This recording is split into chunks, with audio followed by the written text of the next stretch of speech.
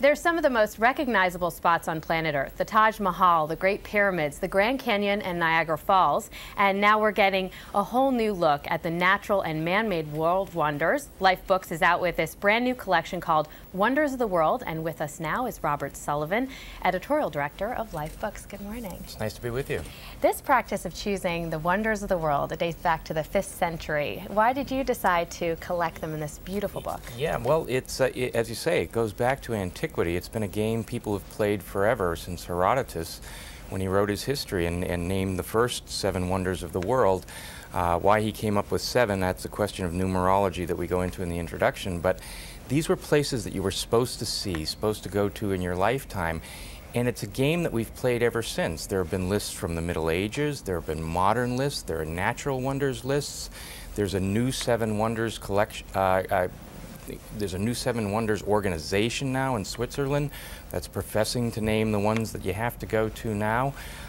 So we looked at all these lists and we played around with a lot of them, and then at the end of the book we come up with our own with these 7 removable prints that are the life 7 wonders, and we thought that people would like to take those out and hang them on their wall. And they're so pretty because then also behind it you still have the original picture, so the book stays intact and then you have this on the wall. It stays on the page. Let's take a look at one of the 7 undisputed ancient wonders of the world, the pyramids.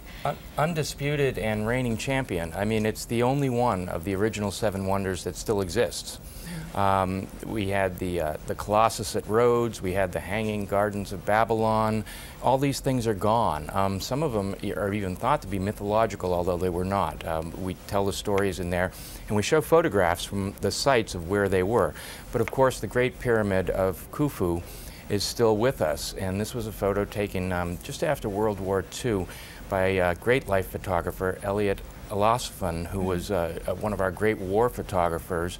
And these guys, a lot of the prints that we chose, interestingly enough, were from these great life war photographers who were really enjoying these assignments a lot more now that World War II was over, and they were getting to travel the world and just take recreational photographs, if you will. And they got to go so many places. I saw in this book about Christ the Redeemer in my mom's home city of Rio. There was also the Taj Mahal, which these are actually categorized in your book as the new wonders. Yeah, well, they are. I mean, they were built in a much more modern day than, you know, the antiquated wonders. This was a temple built for love, and this was a shot taken by Larry Burroughs, another famous war photographer who gained his fame in the Vietnam War. And during breaks from the action, he would go around Asia and sort of ease himself by taking these beautiful pictures over there. Larry, quite tragically and famously in the histories of photojournalism, was shot down in a helicopter over Laos during the war. But he was one of the great life photographers, and that's what we wanted to do with these 7 prints, was make sure they were sort of from our all-star team.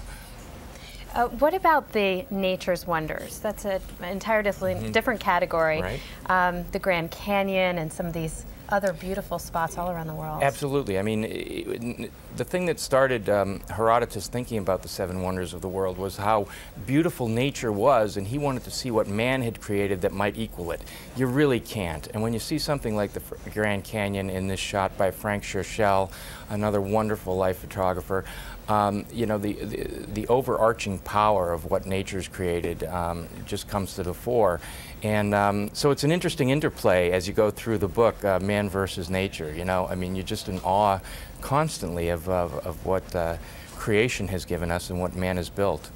Incredible. I mean, even Stonehenge, the Vatican, all of these runners-up and things that we don't even have the time to touch on all of them, but they're absolutely beautiful. Stonehenge probably would have been on the ancient wonders list, but of course, where Herodotus was, they didn't know it existed. They had no idea of what was going on in the English plain because it wasn't part of their world. Very interesting. Robert Sullivan, thank you so much for being with us. And Wonders of the World is available now.